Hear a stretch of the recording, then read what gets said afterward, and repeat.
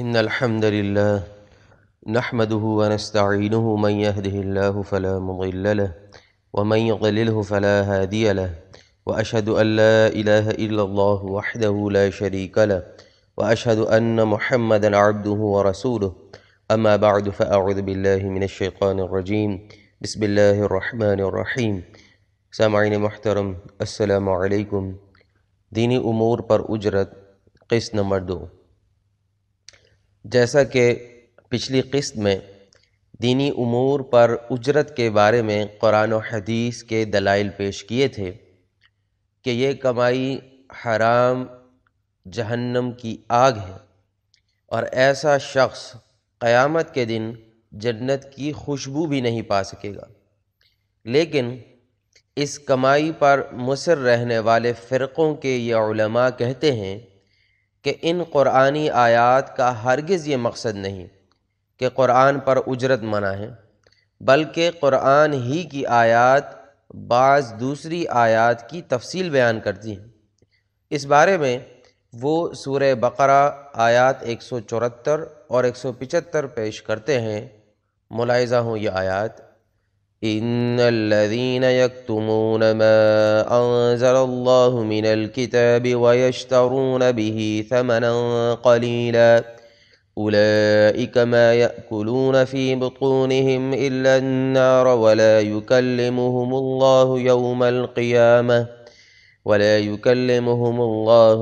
القيامة ولا يزكيهم ولهم عذاب أليم أولئك الذين اشتروا الضلالة بالهدى والعذاب بالمغفرة فما أصبرهم على النار۔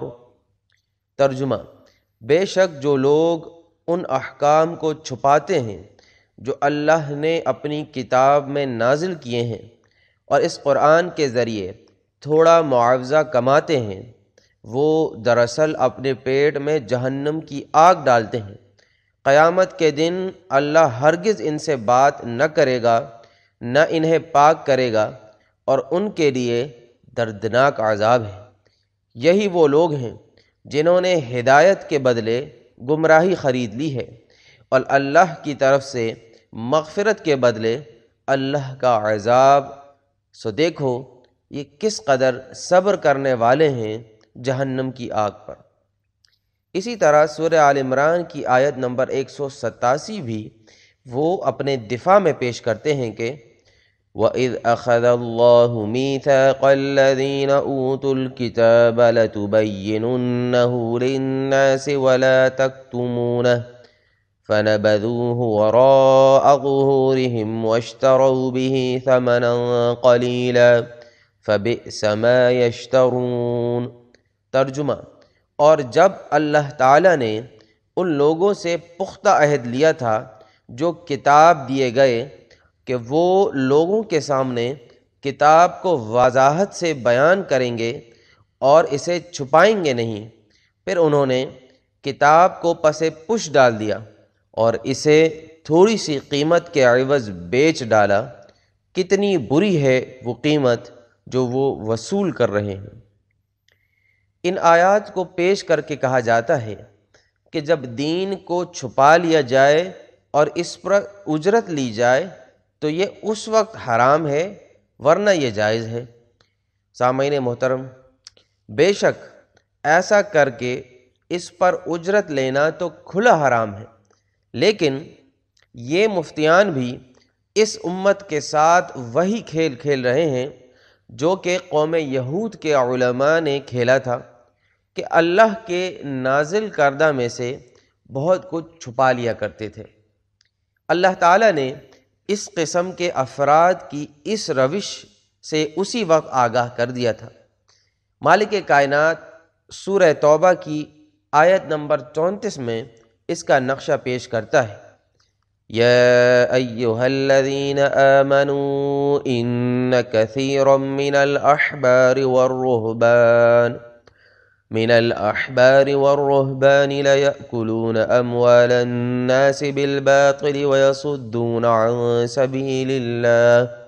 ترجمہ: اے ایمان والو، بے شک علماء اور پیروں کی اکثریت لوگوں کا مال باطل طریقے سے کھاتی ہے اور انہیں اللہ کی راہ سے روک دیتی ہے۔ سامعین محترم، اللہ تعالی نے پہلے ہی بتا دیا تھا کہ یہ لوگوں کا مال باطل طریقے سے کھاتے ہیں، تو اللہ کی وہ بات صادق آئی، اور آج یہ بات ہمارے سامنے کھل کر آ چکی ہے کہ یہ مولوی، یہ پیر اور مفتیان کس کس طرح دین پر کمائی کر رہے ہیں۔ کہیں امامت پر اجرت ہے، کہیں تعلیم القرآن پر اجرت، کہیں قرآن کا تعویذ لکھ کر کما رہے ہیں، اور کہیں ایصال ثواب کی بدعت پر مبنی رسومات ایجاد کر کے وہاں پوری ٹیم لے جا کر ختم قرآن کی فیس لے رہے ہیں۔ کہیں مولوی صاحب کو ختم پر بلایا جاتا ہے اور ہاتھ اٹھا کر دعا کر کے تر مال اور ہدیہ حاصل کرتے ہیں، تو اب کہیں قرآن سے روحانی علاج شروع کر دیا ہے۔ کہیں اذان پر اجرت ہے تو کہیں درس و تدریس پر جانے کا ہدیہ، الغرض کہ دین کو کمائی کا ذریعہ بنا ڈالا ہے۔ سامعین محترم، مفتی صاحبان جو یہ 2 آیات پیش کر رہے ہیں، تو دین پر اجرت کے بارے میں قرآن میں صرف یہ 2 آیات نہیں ہیں، بلکہ کثرت سے وہ آیات بھری پڑی ہیں جن سے اجرت پر انکار ثابت ہوتا ہے۔ مفتی صاحبان وہ آیات لوگوں کے سامنے آنے ہی نہیں دیتے، بلکہ اسے چھپا لیتے ہیں۔ ملاحظہ فرمائیں اس کی چند مثالیں۔ سورہ شعراء آیت نمبر 109، نوح علیہ السلام نے اپنی قوم سے کہا، وَمَا أَسْأَلُكُمْ عَلَيْهِ مِنْ أَجْرٍ إِنْ أَجْرِيَ إِلَّا عَلَىٰ رَبِّ الْعَالَمِينَ۔ ترجمہ، اور نہیں میں سوال کرتا تم سے اس پر کسی اجرت کا، نہیں ہے میری اجرت مگر جہانوں کے رب کے ذمے۔ سورہ ہود آیت نمبر 29 میں بھی نوح علیہ السلام کا قول درج کیا گیا کہ وَيَا قَوْمِ لَا أَسْأَلُكُمْ عَلَيْهِ مَالًا إِنْ أَجْرِيَ إِلَّا عَلَى اللَّهِ۔ ترجمہ، اور اے میری قوم، میں نہیں مانگتا تم سے اس پر کوئی مال، نہیں ہے میرا اجر مگر اللہ پر۔ اسی طرح ہود علیہ السلام نے فرمایا، میرا اجر اللہ کے ذمے ہے۔ وَمَا أَسْأَلُكُمْ عَلَيْهِ مِنْ أَجْرٍ إِنْ أَجْرِيَ إِلَّا عَلَىٰ رَبِّ الْعَالَمِينَ۔ بحوالہ سورہ الشعراء آیت نمبر 127۔ ترجمہ، اور نہیں میں سوال کرتا تم سے اس پر کسی اجرت کا، نہیں ہے میری اجرت مگر جہانوں کے رب کے ذمے۔ وَمَا أَسْأَلُكُمْ عَلَيْهِ مِنْ أَجْرٍ إِنْ أَجْرِيَ إِلَّا عَلَىٰ رَبِّ الْعَالَمِينَ۔ اے میری قوم، نہیں میں مانگتا تم سے اس پر کوئی اجر، نہیں ہے میرا اجر مگر اس پر جس نے مجھے پیدا کیا، تو کیا تم سمجھتے نہیں ہو؟ بحوالہ سورہ ہود آیت نمبر 51۔ سورہ شعراء ہی میں آیت نمبر 164 میں ہے کہ لوط علیہ السلام نے فرمایا، میرا اجر اللہ کے ذمے ہے۔ وَمَا أَسْأَلُكُمْ عَلَيْهِ مِنْ أَجْرٍ إِنْ أَجْرِيَ إِلَّا عَلَىٰ رَبِّ الْعَالَمِينَ۔ اور نہیں میں مانگتا تم سے اس تبلیغ پر کوئی اجرت، نہیں ہے میری اجرت مگر رب العالمین کے ذمے۔ اسی طرح شعیب علیہ السلام نے فرمایا، میرا اجر اللہ کے ذمے ہے۔ فرمایا، وَمَا أَسْأَلُكُمْ عَلَيْهِ مِنْ أَجْرٍ إِنْ أَجْرِيَ إِلَّا عَلَىٰ رَبِّ الْعَالَمِينَ۔ اور نہیں میں مانگتا تم سے اس تبلیغ پر کوئی اجرت، نہیں ہے میری اجرت مگر رب العالمین کے ذمے۔ بحوالہ سورۃ الشعراء آیت نمبر 180۔ سامعین محترم، سورہ یاسین کی آیت نمبر 21 میں اللہ تعالی نے ایک بنیاد بیان فرمائی ہے کہ ہدایت پر کون ہے۔ فرمایا، اتبعوا من لا يسألكم اجرا وهم مهتدون، اتباع کرو ان کی جو تم سے کوئی اجر نہیں مانگتے اور جو ہدایت یافتہ ہیں۔ اسی طرح سورہ انعام میں ہے کہ نبی صلی اللہ علیہ وسلم نے اپنی قوم سے کہا قُل لَا أَسْأَلُكُمْ عَلَيْهِ أَجْرًا إِنْ هُوَ إِلَّا ذِكْرَى لِلْعَالَمِينَ، اے نبی صلی اللہ علیہ وسلم کہہ دو کہ میں تم سے اس قرآن پر اجرت نہیں مانگتا، یہ تو تمام عالم کے لیے نصیحت ہے۔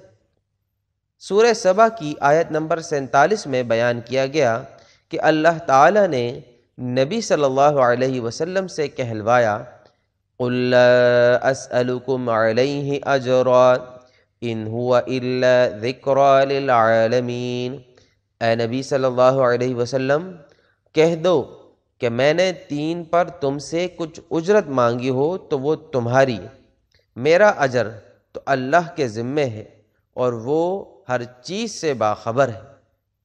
سامعین محترم، احادیث سے بھی معلوم ہوتا ہے کہ انبیاء علیہم السلام بھی اپنے ہاتھوں سے کمانے والے تھے۔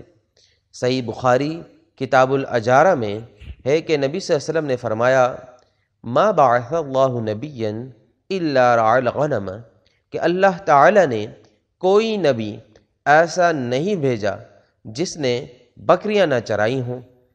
فقال اصحابہ وانت، صحابہ رضوان اللہ تعالی علیہم اجمعین نے پوچھا اور آپ نے بھی؟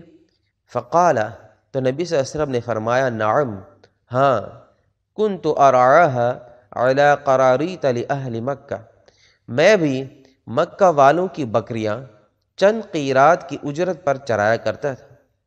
اسی طرح صحیح بخاری کتاب البیوع میں ہے کہ انبیاء علیہ السلام مختلف کام کیا کرتے تھے۔ ان داؤد النبی صلی اللہ علیہ وسلم کان لا یأکل الا من عمل یدہ، اللہ کے نبی داؤد علیہ السلام صرف اپنے ہاتھ سے کام کر کے روزی حاصل کرتے تھے۔ اسی طرح مسلم کتاب الفضائل میں ہے کہ کان زکریا نجارا، زکریا علیہ السلام بڑھئی تھے۔ انبیاء علیہ السلام اور نبی صلی اللہ علیہ وسلم کے بعد اب ہم آتے ہیں صحابہ کرام رضوان اللہ تعالی علیہم اجمعین کے کردار کی طرف۔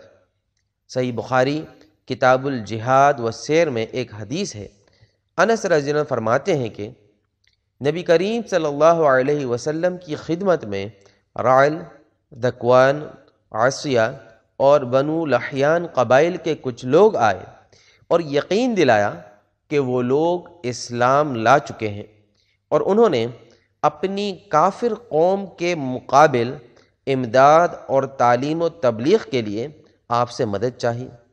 تو نبی صلی اللہ علیہ وسلم نے 70 انصاریوں کو ان کے ساتھ کر دیا۔ انس رضی اللہ عنہ نے بیان کیا کہ ہم انہیں قاری کہا کرتے تھے، یحطبون بالنہار ویصلون باللیل، وہ لوگ دن میں جنگل سے لکڑیاں جمع کرتے اور رات میں صلاۃ ادا کرتے رہتے۔ سامعین محترم، یہ ہے صحابہ رضوان اللہ تعالی علیہم اجمعین کا عمل کہ دن میں محنت مزدوری اور رات میں اللہ کی عبادت۔ قرآن و حدیث کے ان دلائل سے ثابت ہوا کہ کسی بھی حالت میں قرآن مجید پر اجرت نہیں لی جا سکتی۔ فرقے کے مفتیان و علماء خود ان سب باتوں کو چھپاتے ہیں، لوگوں کے سامنے یہ سب بیان نہیں کرتے کہ انبیاء علیہم السلام، نبی صلی اللہ علیہ وسلم اور صحابہ رضوان اللہ تعالی علیہم اجمعین نے دینی امور پر اجرت نہیں لی اور اسے حرام سمجھا۔ اس بارے میں مکمل خاموش ہیں کہ کہیں لوگ حقیقت جان کر ہمیں مال دینا بند نہ کر دیں۔ لہٰذا اب ان پر بھی ان دونوں آیات کا نفاذ ہوتا ہے جو یہ بہانہ تراشنے کے لیے بیان کرتے ہیں۔ انہوں نے وہی کام کیا جو مالک قرآن مجید میں سورہ توبہ میں فرماتا ہے انہوں نے وہی کام کیا جو مالک قرآن مجید میں سورہ توبہ میں فرماتا ہے اشتروا بآیات اللہ ثمنا قلیلا فصدوا عن سبیلہ انہم ساء ما كانوا یعملون۔ انہوں نے اللہ کی آیات کو تھوڑی سی قیمت پر بیچ دیا، پھر لوگوں کو اللہ کی راہ سے روک دیا، بہت برے ہیں وہ کام جو وہ کر رہے ہیں۔ سامعین محترم، بالکل آج یہی ماحول ہے کہ ہر فرقے نے دین پر اجرت پر اتفاق کیا ہوا ہے اور باقی ہر مسئلے پر ان کا اختلاف ہے۔ بہرحال ان میں بھی کچھ لوگ ایسے ہیں جو اجرت نہیں لیتے، لیکن ان کی تعداد بمشکل 1 یا 2% ہی ہوگی۔ سامعین، ابھی یہ مضمون جاری ہے، اگلی قسم میں ہم ان کی طرف سے پیش کی جانے والی ایک حدیث پر بات کریں گے انشاءاللہ۔ اقول قولی ھذا استغفر اللہ لی ولکم ولسائر المسلمین۔